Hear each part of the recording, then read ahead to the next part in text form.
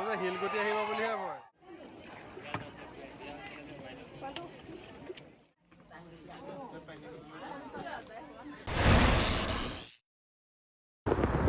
নমস্কাৰ সকলোলৈকে এটা নতুন ব্লগত মই স্বাগতম জনাইছোঁ আৰু তাৰ লগতে সকলোকে অসমীয়া নৱবৰ্ষ আৰু ৰঙালী বিহুৰ শুভেচ্ছা জ্ঞাপন কৰিলোঁ। আজি বিশেষকৈ মই গৈ আছোঁ কালিয়নী কাৰ্বি আংলং ডিষ্ট্ৰিক্টত পৰে, অলপমানহে কাৰ্বি আংলং ডিষ্ট্ৰিক্টত পৰে। আৰু প্ৰত্যেক বছৰ বহাগৰ বিহুত আমি আমাৰ সকলো ফেমিলিয়ে আমি তাত সেৱা কৰিবৰ কাৰণে যাওঁ। ইয়াত কেৱল অসমৰে মানুহ নহয়, লগতে অৰুণাচলৰ আৰু অসমৰ বাহিৰৰ বিভিন্ন প্ৰান্তত যিসকল বুদ্ধিষ্ট ধৰ্মাৱলম্বী লোক আছে তেওঁলোকে আহি ইয়াত পূজা অৰ্চনা কৰিবৰ কাৰণে প্ৰত্যেক বছৰ বিহুত আহে। চাওক এনেধৰণে গাড়ী আহিছে বিভিন্ন ঠাইৰ পৰা, মানে 3 দিনীয়া কাৰ্যসূচীত হয়। যেনেকৈ বহাগ বিহুৰ 3 দিনীয়া মানে 13-14 এবাৰ হৈছে, 13-14-15 এনেকৈ আমাৰ তেনেধৰণে 14-15-16 এনেকৈ আমাৰ যি বুদ্ধ ধৰ্মীয় আমাৰ বৌদ্ধ যি মূৰ্তি আছে, সেই মূৰ্তি আমি মন্দিৰৰ পৰা নমোৱা হয় মানে মন্দিৰৰ বাহিৰত অনা হয় আৰু আমি 3 দিনৰ বাবে মাটিত ৰখা হয় বুলি কোৱা হয়। মাটিত যেনেধৰণে মানে মাটিত ৰখা, তেনেকুৱা মাটিত ৰখাৰ কথা কোৱা নাই, মানে এনেকুৱা এটা পাৰ্টিকুলাৰ প্লেচত আসনত ৰখা হয় য'ত আমি বাল্টিঙেৰে পানী, আমি ইয়াত অলপমান পাছত দেখুৱাম যে পানী ঢলা হয় আৰু ভগৱানক 3 দিনৰ কাৰণে ধোৱা হয়। আৰু লাষ্ট শেষৰ দিনাখন একেবাৰে ধুনীয়াকৈ চাফ চিকুণ কৰি ভগৱানৰ মূৰ্তিক ধুই আকৌ মন্দিৰৰ ভিতৰত মানে বৌদ্ধ বিহাৰৰ ভিতৰত আকৌ ধুনীয়াকৈ ৰখা হয়। এয়া আমি গাড়ীৰ পৰা নমাৰ পাছত বিভিন্ন ধৰণৰ বয় বস্তু, মোৰ 2 নম্বৰ বা আৰু তাৰ ছোৱালীজনী, আৰু এইফালে মোৰ ভিনদেউ,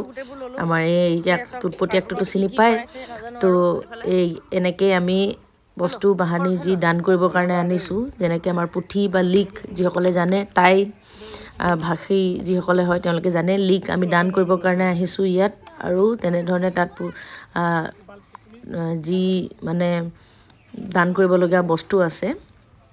মম, ধূপ, বিস্কুট তেনেকৈ, তো আমি লৈ গৈ আছোঁ। এইফালে মীনাক্ষী মেম আহিছে, ৰয়টং মেম আহিছে, এনেকৈ আমাৰ ফেমিলি আমি সকলোৱে গৈছোঁ। আৰু তাত গৈ আমি এইখিনি আকৌ দান কৰা এটা দীঘলীয়া প্ৰচেছ থাকে। সকলোৱে ভান্তি থাকিব, পাঠেক থাকিব, তেওঁলোকক আমি আগবঢ়াই দিওঁ আৰু তেওঁলোকে গ্ৰহণ কৰি পেলানি আকৌ ধৰ্মীয় কিছুমান যি ৰিচুৱেলছ আছে সেইবিলাকৰ লগত তেওঁলোকে দানবিলাক গ্ৰহণ কৰা হয়। তো সেইখিনি কৰিবৰ কাৰণে অলপ দীঘলীয়া প্ৰচেছ, সেইকাৰণে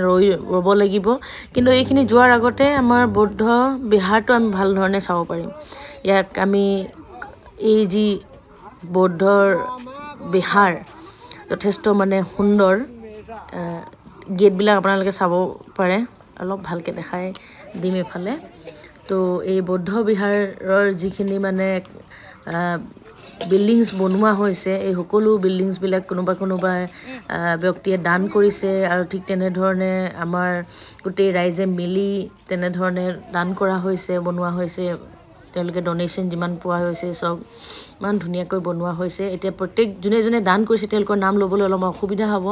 কিন্তু অৰুণাচল প্ৰদেশৰ বিশেষকৈ যি বৌদ্ধ বিহাৰ ভাগ আছে, সেই ভাগ অৰুণাচলৰ এসময়ৰ যি এডুকেশ্যন মিনিষ্টাৰ আছিলে CC চিংফু, তেওঁলোকে মানে দান কৰিছিলে। তো এয়া মই চেণ্ডেল খুলি ল'লোঁ আৰু চেণ্ডেলটো উল্টাই থৈ দিলোঁ যাতে মোক কোনো চেণ্ডেল চুৰ কৰি লৈ নাযায়। মানে কি হয়, চুৰ কৰি লৈ নাযায় মানে নিজৰ যিসকল ট্ৰেডিশ্যনেল ড্ৰেছত আছে তেওঁলোকেতো সেইটো কাম নকৰে, কাৰণ ধৰ্মীয় উপায়ত আহিছে। কিন্তু বিশেষ কিছুমান ব্যক্তিও আহে ইয়াত, কণ সৰু ল'ৰা ছোৱালী থাকিব। এবাৰতো মানে আমাৰ বস্তু 2-এটা চুৰ হৈ গৈছিলে। সেইকাৰণে কৈছোঁ, ইয়াত চুৰ তেনেকৈ আহিছে অহা কথা মই ক'বলৈ নাযাওঁ, কিন্তু আপোনালোকে জানে ভিৰ হ'লে মানে সেইবিলাক থাকেই আৰু। চাওক, বহুত মানুহ আহিছে, ভিৰ দেখা পাইছে। ইয়াতে আমি বস্তুবিলাক দান কৰিব লাগিব, আৰু দানবিলাক কৰাৰ পাছতে এয়া মানে মই যি পানী ঢলাৰ ব্যৱস্থা, ভগৱানৰ মূৰ্তি চাব, ভগৱানৰ মূৰ্তি এই ঘৰৰ ভিতৰতেই ৰখা হৈছে, চংফ্ৰা বুলি কোৱা হয়, তাতে ৰখা হৈছে। আৰু ইয়াত পানী ঢলাৰ পাছত পানী গৈ তাত পৰিব, ভগৱানৰ মানে ছাৰাউণ্ডিঙত পৰিব, আৰু এটা পাইপৰ থ্ৰুৱেদি মানে সেইটো গোল গোলকৈ ঘূৰি থাকিব তেনেকৈ যিসকল আহিছে তেওঁলোকে গম পায় আৰু অকল ইয়াত বুদ্ধিষ্ট ধৰ্মাৱলম্বী লোকসকলে আহে বুলি নহয় আপোনালোকে সাজ পোছাকত দেখা পাব সকলোৱে ইয়াত আহি পূজা অৰ্চনা কৰে আৰু কোৱা হয় যে এই মন্দিৰত যদি আহি আপুনি একান্ত মনেৰে বিশ্বাস কৰি যদি আপুনি দান দক্ষিণা কৰি পেলাই যি আপুনি বিচাৰে সেইটো যদি কিবা কৰে পূজা কৰে তেতিয়াহ'লে পায় আৰু মই বিশেষকৈ প্ৰত্যেক বছৰে আহোঁ আৰু মোৰ মানে যিখিনি লগা বস্তু আছে মই খুজি লওঁ আৰু তাৰপিছত মই পাই যাওঁ তো সেইকাৰণে প্ৰত্যেক বছৰে যাওঁ এয়া তাৰপিছত চব কৰাৰ পাছত খানা আহি গৈছে খানা মানে আমিতো ভাত বনাই আনিলোঁ তাৰপিছত মীনাক্ষী মিছেও ভাত বনাই আনিলে বাকী ভিনদেউসকল আছে তেওঁলোকে চব্জি আনিলে এয়া বস্তু আনি আছে এনেকৈ আমাৰ মানে খানাটো আৰম্ভ হৈ যাব আৰু চাওক এইফালে ভালকৈ বহি লৈছোঁ আৰু লগতে এসাঁজ খোৱাও হৈ গ'ল আমাৰ বছৰেকৰ বিহুত আৰু বিশেষকৈ মই ক'বলৈ পাহৰি আছোঁ নেকি মানে ইমান দীঘলীয়াকৈ কৈ থাকিবৰ কাৰণেও অলপমান অসুবিধা হৈ গৈছে পৈ চাংকেন আমাৰ এই যি মানে বহাগৰ বিহুৰ ৰঙালী বিহু বুলি আমাৰ কোৱা হয় লগতে আমাৰ ইয়াত আকৌ টাইসকলে কোৱা হয় যে পৈ চাংকেন আৰু ইয়াত আন্দা খোৱা হৈছে মাছ মাংস খোৱা নাই হোৱা কিন্তু আন্দাও বাৰু নন ভেজতে পৰি যায় তো আন্দা খোৱা হৈছে আৰু পনীৰ খোৱা হৈছে বাকী ঢেৰ কিবাকিবি চব্জি আছে আৰু এই কণমানি পোৱালি হওক নিজেই চামুচৰ লগত খাই আছে তো ভাল লাগিছে সেইটো কাৰণে মই ভিডিঅ'টো অলপমান লৈ ল'লোঁ আৰু এইফালে চোৱা খাইছে একদম চোলা তোলা এইফালে একদম উলিয়াই লৈছে ইও কিন্তু আকৌ ব্লগাৰ আগত দেই বৰ ধুনীয়া ধুনীয়া ড্ৰয়িং কৰে ড্ৰয়িংবিলাক দি থাকে আৰু কিবা চব কেনেকৈ খাই আছে তাৰপাছতে আমি অলপমান যাম এতিয়া ফটোশ্বুট কৰিবৰ কাৰণে এয়া চাওক ফটোশ্বুট হৈ আছে একদম মোবাইল সকলোৱে নিজৰ নিজৰ মোবাইল দি দিছে আৰু তেওঁ মানে চেঞ্জ কৰি মোবাইল ফটো মাৰি আছে তাৰপিছত এইবিলাক কৰাৰ পাছতে আমি অলপমান ইয়াত আকৌ কিন্তু যিটো লোকেশ্যন এই লোকেশ্যন এনেকুৱা নদী মানে পাৰ হৈ গৈছে এই নদীৰ মানে আইলেণ্ড সৰু আইলেণ্ড বুলি ক'লে বেয়া নহয় মানে নদীৰ সেই সৰু আইলেণ্ডখিনিতে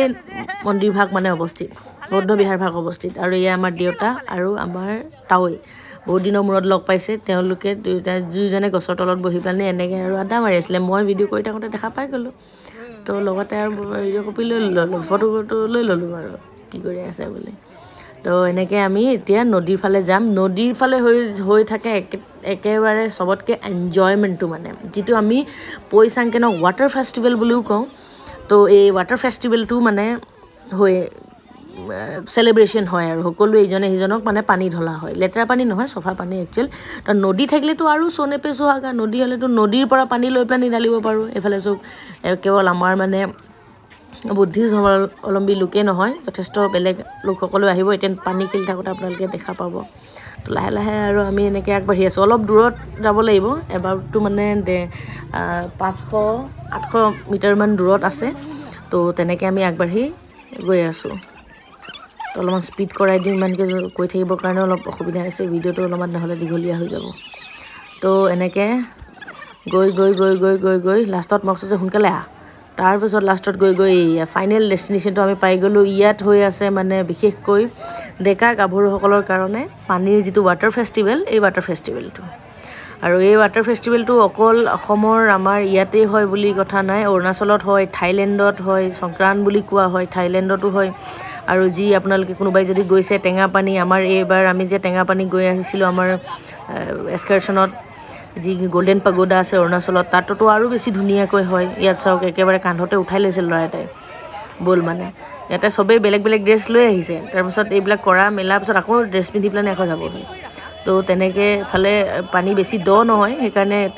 ইয়াত ডুবি যোৱাৰ মানে কোনো তেনেকুৱা আশংকা নাই ইফালে গাড়ীও এটাও পাৰ হৈ আছে সকলোৱে খেলিছে আৰু লগতে চাওক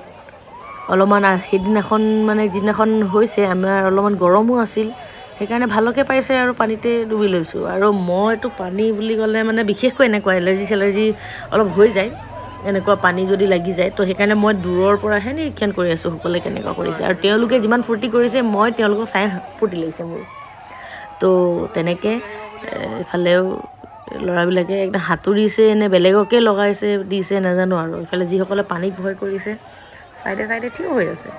তো তেনেকৈ কঁকালত হাত দি কেইটামান ৰৈ আছে এইফালে লাগি গ'ল একদম যাক এজনক যদি পাইছে তেতিয়াহ'লে তাকে ঢালিয়ে আছে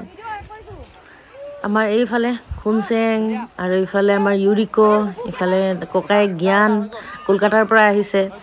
তো ইহঁতেও লাগি গৈছে আৰু আমিও ধুম। আৰু খুনচেঙকটোতো গম পোৱাই, মানে তাৰ ৰৈ থকাৰ ধৈৰ্য নাই মুঠতে আৰু একদম নামি গৈছে, ডাঙৰ ল'ৰা নিচিনাকৈ ধোৱা আৰম্ভ কৰি দিছে সেয়া। তাৰপিছত দেউতাকে পিছে পিছে চান্দি ফুৰিছে।